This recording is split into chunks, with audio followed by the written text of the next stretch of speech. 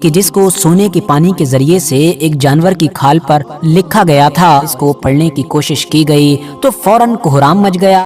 Hello guys, welcome back to my YouTube channel Shiner React. Friends, आज मेरी video का title है तुर्की में मिली 1500 साल पुरानी किताब।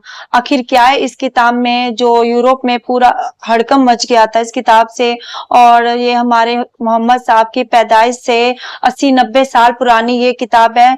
और इस किताब में काफी कुछ है जो हमें देखने के लिए और सुनने के लिए मिलेगा। तो चलिए वीडियो स्टार्ट करते हैं। और ये वीडियो फ्रेंड्स काफी इंटरेस्टिंग रहने वाली है। तो वीडियो स्टार्ट करने से पहले फ्रेंड्स मेरी वीडियो को लाइक और सब्सक्राइब जरूर करना। तो चलिए वीडियो स्टार्ट करते हैं। दोस्तों, ये बात है टर्की की कि जब वहाँ का एडमिनिस्ट्रेशन एक बार कुछ स्मगलिंग के खिलाफ कार्रवाइयाँ कर रहा था, तभी उसके हाथ एक बहुत ही पुरानी किताब लगी। एक ऐसी किताब जो लगभग 1500 साल पुरानी थी। ये एक ऐसी पुरानी किताब थी कि जिसको सोने के पानी के जरिए से एक जानवर की खाल पर लिखा गया था। मगर दोस्तों, जब इस किताब पर छानबीन की गई और इसको पढ़ने की कोशिश की गई तो फौरन कोहराम मच गया। पूरी दुनिया में हंगामा देखने को मिला और मेनली यूरोप के अंदर, क्योंकि ये कोई आम किताब नहीं थी, बल्कि ये तो उसी बाइबल का ही एक अलग वर्जन था कि जिसको क्रिश्चियनिटी यानी कि ईसाई धर्म में सबसे पवित्र किताब माना जाता है। और हंगामा होने के पीछे की मेन वजह ये थी कि कहने को तो ये एक बाइबल ही थी, मगर 1500 साल पुराना बाइबल का ये नुस्खा बाकी उन सारे बाइबल के नुस्खों के ऑपोजिट था कि जो आज के दौर में ईसाई धर्म के अंदर पाए जाते हैं। बल्कि ये नुस्खा तो ईसाई धर्म के जो बेसिक रूल्स हैं, जो बेसिक कॉन्सेप्ट हैं, उनको ही पूरी तरीके से चैलेंज कर रहा था। बाइबल के इस नुस्खे को गॉस्पेल ऑफ बरनबास के नाम से जाना जाता है, जो दरअसल इस्लाम के आखिरी पैगंबर यानी कि हजरत मोहम्मद सल्लल्लाहु अलैहि वसल्लम की आमद से भी लगभग 60, 70, 80 साल पहले लिखा गया था। मगर हैरानी की बात तो ये है कि पहले लिखे जाने के बावजूद भी इस नुस्खे के अंदर पैगंबर मोहम्मद सल्लल्लाहु अलैहि वसल्लम का नाम मौजूद है। दरअसल दोस्तों, बाइबल के जिसको आमतौर पर हम लोग इंजील के नाम से भी जानते हैं, ये पैगंबर हजरत ईसा अलैहिस्सलाम पर नाजिल हुई थी। आज के दौर में आबादी के हिसाब से दुनिया का जो सबसे बड़ा रिलीजन है यानी कि क्रिश्चियनिटी, उसको फॉलो करने वाले लोग बाइबल को ही अपनी सबसे पवित्र यानी कि मुकद्दस किताब कंसीडर करते हैं। बाइबल के 4 ऐसे वर्जन हैं कि जिनको सबसे ज्यादा ऑथेंटिक माना जाता है और जो अलग अलग लोगों ने यानी अलग अलग राइटर्स ने अलग अलग वक्तों पर लिखे हैं। मगर दोस्तों, यहाँ पर मैं बात कर रहा हूँ बाइबल के एक और वर्जन की कि जिसको गॉस्पेल ऑफ बरनबास के नाम से जाना जाता है और जिसको अगर सबसे ज्यादा कंट्रोवर्शियल किताब कहा जाए तो शायद ये कहना गलत नहीं होगा, क्योंकि खुद ईसाई लोग ही इस बाइबल के नुस्खे को मानने से इनकार करते हैं और इसकी ऑथेंटिसिटी पर भी सवाल उठाते हैं। इस किताब के बारे में माना जाता है कि लंबे वक्त तक न सिर्फ इस पर बैन लगा रहा था, बल्कि इसके पढ़ने वाले को भी मुजरिम करार दिया जाता था। सैकड़ों सालों तक तो ये किताब दुनिया के लोगों की नजरों से भी गायब रही थी। मगर फिर 16वीं सेंचुरी में इस किताब का सिर्फ एक नुस्खा पॉप सिस्टर्स के कुतुबखाने यानी कि लाइब्रेरी में पाया जाता था, लेकिन इसको भी किसी को पढ़ने की इजाजत नहीं थी। लेकिन फिर हादसाती तौर पर यह किताब न सिर्फ यहाँ से गायब हुई, बल्कि वियना की इंपीरियल लाइब्रेरी तक भी जा पहुंची। दोस्तों, फिर दौर आया सन 1907 का कि जब ऑक्सफोर्ड यूनिवर्सिटी ने इस किताब का इंग्लिश में ट्रांसलेशन किया और फिर उसको पब्लिश कर दिया। किताब को पब्लिश करने के बाद न सिर्फ हंगामा मचा, बल्कि लंबे वक्त तक विवाद भी होता रहा।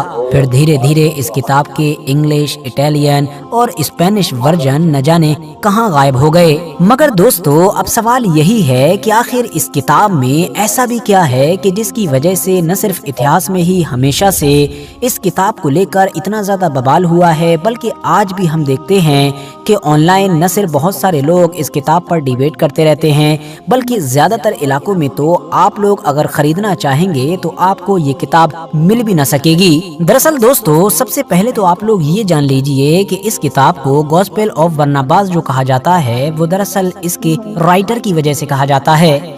इसके जो राइटर थे बरनबास, वो दरअसल हजरत ईसा अलैहिस्सलाम के उन 12 हवारियों में से एक थे कि जो उनके ऊपर सबसे पहले ईमान लेकर आए थे। यही वजह है कि इस किताब में हजरत ईसा अलैहिस्सलाम की जिंदगी को काफी गहराई से और काफी डिटेल से डिस्कस किया गया है। मानो ऐसा महसूस होता है कि कोई इंसान अपना बिल्कुल आंखों देखा हाल ही बयान कर रहा है। लेकिन जैसा कि मैंने आपको पहले ही बताया कि बाइबल का ये नुस्खा उन सारे नुस्खों से बिल्कुल अपोजिट है कि जो आज के दौर में ईसाई धर्म में काफी पॉपुलर हैं। यही वजह है कि ईसाई लोग इस किताब को जाली यानी कि नकली करार देते हैं। इस किताब का राइटर अपनी किताब के बिल्कुल शुरू में ही लिखता है कि उन लोगों के ख्यालात की इस्लाह की जाए जो लोग शैतान के धोखे में आकर यसू को इब्नुल्लाह कहते हैं, यानी आसान भाषा में कहूँ तो ईसा अलैहिस्सलाम को खुदा का बेटा कहते हैं। राइटर आगे लिखते हैं कि खतना को गैर जरूरी समझते हैं और हराम खानों को हलाल करार देते हैं। किताब में आगे ये भी बताया गया है कि हजरत ईसा अलैहिस्सलाम जब दुनिया में आए और उन्होंने अपने कुछ मोजज़े वगैरह दिखाए तो सबसे पहले रोमन सल्तनत के जो सिपाही थे उन्होंने ही इनको खुदा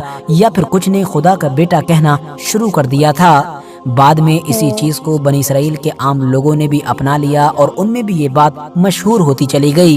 वर्थ नोटिसिंग बात तो ये है कि इस किताब में पैगंबर हजरत मोहम्मद सल्लल्लाहु अलैहि वसल्लम का नाम भी मौजूद है और फ्यूचर में उनके आने की पेशनगोई यानी कि भविष्यवाणी भी की गई है। साथ ही साथ ईसाई धर्म के अंदर जो हजरत ईसा अलैहिस्सलाम को सूली पर चढ़ाए जाने को लेकर कॉन्सेप्ट पाया जाता है, यानी एक पूरी स्टोरी पाई जाती है, तो ये किताब इस पूरी स्टोरी को भी रिजेक्ट करती है। यानी कि इस किताब के मुताबिक हजरत ईसा अलैहिस्सलाम को सूली पर नहीं चढ़ाया गया था। दोस्तों, अगर आप लोगों ने अभी तक मेरी सारी बातों को ध्यान से सुना है तो आप लोगों ने एक और चीज को भी नोटिस किया होगा और वो ये है कि ये किताब ईसाई धर्म में पाई जाने वाली बहुत सारी स्टोरीज, बहुत सारे कॉन्सेप्ट को तो रिजेक्ट करती ही है, मगर साथ ही साथ इस्लाम रिलीजन को फेवर करती है, यानी उन्हीं सारे मुद्दों पर इस्लाम को सही करार देती है। और यही वजह है कि जो ईसाई स्कॉलर्स हैं वो न सिर्फ इस किताब को फर्जी करार देते हैं बल्कि साथ ही साथ ये भी कहते हैं कि ये तो बाइबल का एक बिल्कुल इस्लामिक वर्जन है, यानी किसी मुस्लिम ने ही किसी दौर में इस किताब को लिखा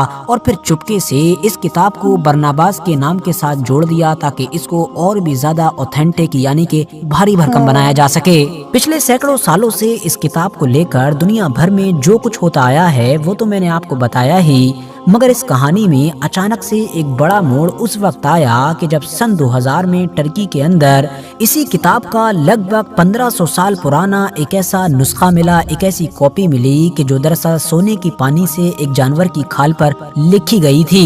तुर्की में मिले इस नुस्खे के अंदर भी वही सारी चीजें लिखी हुई हैं जो गॉस्पेल ऑफ बरनाबास के बारे में बताई जाती हैं। बाकी ये नुस्खा कैसे मिला था ये मैंने आपको शुरू में ही बता दिया है। ऐतिहासिक तौर पर देखें तो तुर्की में मिलने वाली ये किताब पैगंबर हजरत मोहम्मद सल्लल्लाहु अलैहि वसल्लम के ज़ाहिरी तौर पर इस दुनिया में आने से पहले ही लिखी गई थी। आज के दौर में ये टर्की के म्यूजियम में मौजूद है। बाकी एक बार ईसाइयों के पॉप बेनेडिक्ट की रिक्वेस्ट पर उनको इस किताब को दिखाया भी जा चुका है। टर्की में मिलने वाले इस नुस्खे को लेकर भी जाहिर है विवाद जारी है, क्योंकि बहुत सारे ईसाई स्कॉलर्स का तो ये मानना है कि ये 1500 साल पुराना है ही नहीं, बल्कि ये तो 1500 कुछ में लिखा गया है, जिसका सीधा सा मतलब है कि इसकी एज सिर्फ 400 से 450 साल है। फिलहाल दोस्तों, आप लोग इस वीडियो से पहले इस किताब के बारे में कुछ जानते थे या नहीं, कमेंट्स बॉक्स में जरूर बताएं। बाकी अगर जानते भी थे तो आपकी इस पूरे मैटर को लेकर क्या राय है, आपकी क्या रिसर्च है, कमेंट बॉक्स में जरूर बताएं। वीडियो अगर अच्छी लगी हो तो वीडियो को लाइक करें और दोस्तों के साथ जरूर शेयर करें। सो गाइज, आपको कैसी लगी ये वीडियो? फ्रेंड, मुझे तो ये वीडियो बहुत अच्छी लगी। इस किताब में 1400-1500 साल पहले की ये किताब थी और बाइबल से मिलती जुलती ये किताब थी, इसलिए मैंने तो काफी कुछ देखा और जाना भी इस वीडियो में। और ईसाई धर्म के लोग ये बोलते थे कि ये किसी मुसलमान ने लिखी हुई ये किताब है, तो ये काफी कुछ जाना हमने इस वीडियो में। तो फ्रेंड्स, आपको ये वीडियो कैसी लगी मुझे कमेंट बॉक्स में जरूर बताना और ऐसी वीडियो बनाने के लिए मेरे को मोटिवेट जरूर करना। तो मिलते हैं अगली वीडियो में। खुदा हाफिज।